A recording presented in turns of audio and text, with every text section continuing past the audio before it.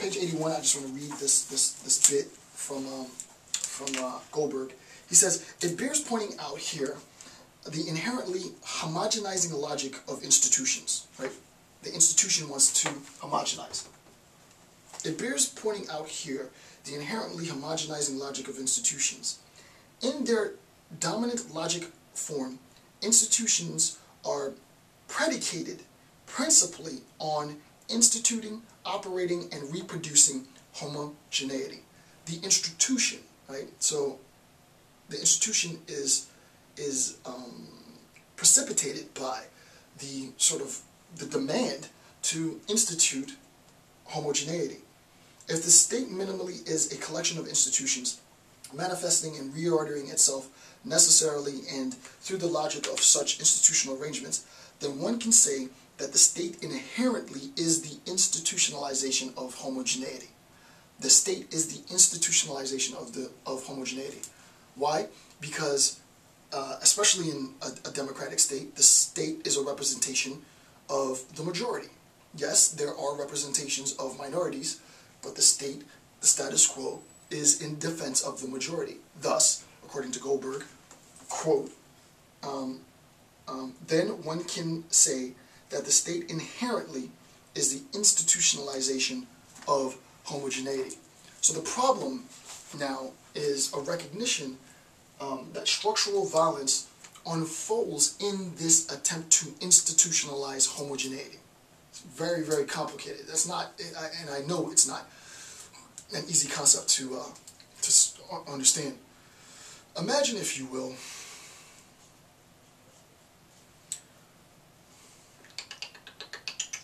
let's think of the family. Let's go Aristotle, right? So the polis is a reflection of the family. So let's start at the family because the family is easy to understand, right? And we know this to be the case. So you can imagine in, and I'll use my personal family.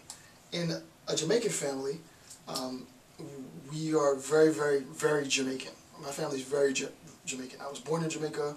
My mother's from Jamaica, and so on. There isn't both implicit and explicit understanding that I am not staying true to my roots if I marry an American woman, let alone a white girl, right? So it would be, no one would necessarily say anything in the family because we don't think of ourselves as being racist, but there's an understanding that I should marry a Jamaican woman. Why? Because my mom's Jamaican, right? So I should marry a Jamaican, and I ended up marrying a Jamaican woman, but there's an understanding I should marry a Jamaican woman.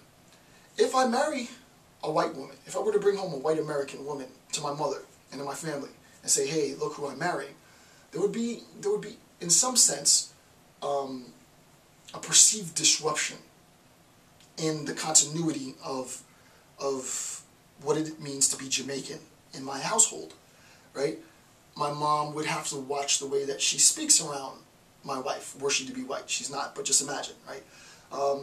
She might not understand the language. She might not understand when family gets together and everybody's speaking patois what's going on, right? So in order for the home to be comfortable, it's encouraged that you marry someone who's like you are. And I'm not going to be hypocritical, right? It's like, yeah, I would love for my daughter to marry a nice Jamaican boy, and I would love for my son to marry a nice Jamaican girl. But I'm not going to, I'm not going to get into my personal life, but you get the idea. Now, on a state level, on a national level, just think about the correlation now. Real world general example, a little bit more complex. On a state level, what ends up happening is the state wants to preserve its identity, just like my mom wanted to preserve the identity of being Jamaican in my home, right? So she instills me with Jamaican pride, be a good Jamaican, profess that you're Jamaican, do whatever you can to help out your people and represent. Okay. Well, the nation wants to preserve its identity, right?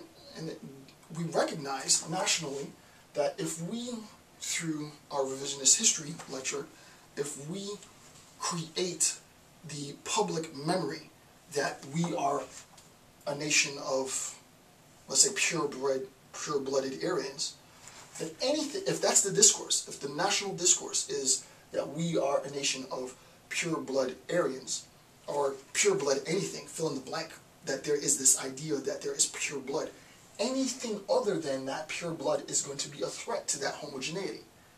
So what the institution has to do, because, as we've seen before, public memory is tied to political identity, the institution has to create a system, a mechanism in which there is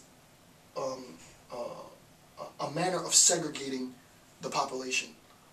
And as we progress through history, what ends up happening and what theory does is we keep calling the state's bluff. Oh, we're more inclusive, we're more inclusive, we're more inclusive. Slavery is no longer legal. See? Now everything's fair. Right? But we're going to be separate but equal. Oh, and everybody says for a while, oh, that's fair. Yeah, we're no longer slaves, so that's cool. So we're separate but equal, and then we play that out for a while, and we realize that it's not really equal. It's definitely separate, but it's not equal.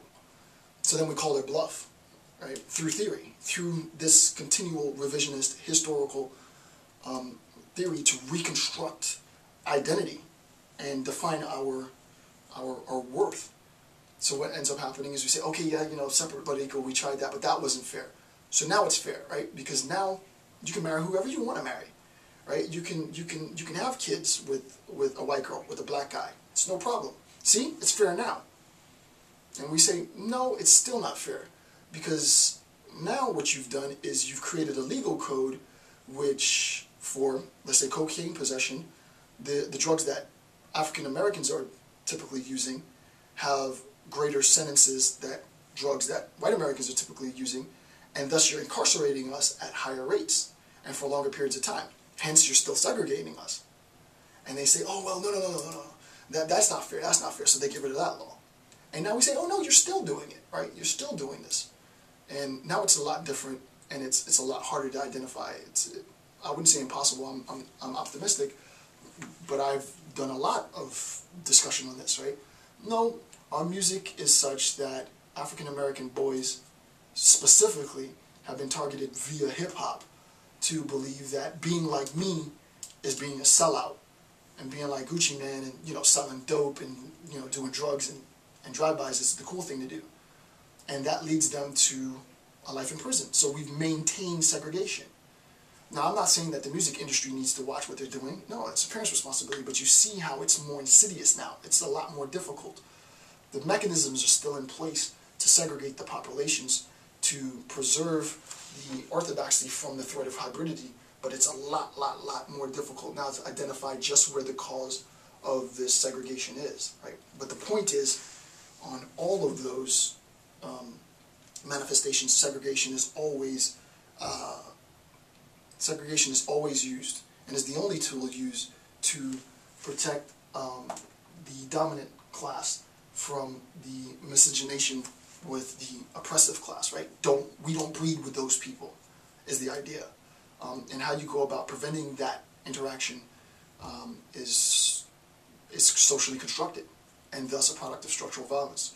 So with that said, I want to thank you for taking the time to watch this installment. I will continue the discussion later. I'm Dr. Jason J. Campbell. Have a good day.